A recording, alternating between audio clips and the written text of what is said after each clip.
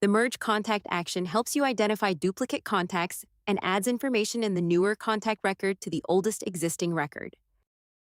Cleaning your lists when a contact triggers your workflows. Let's learn how to use it.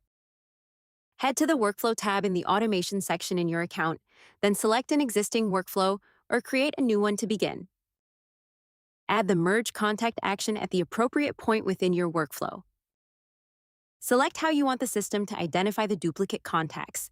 You can choose between email, phone number, or both. Once you have added all the relevant fields, save the action to add it to the workflow.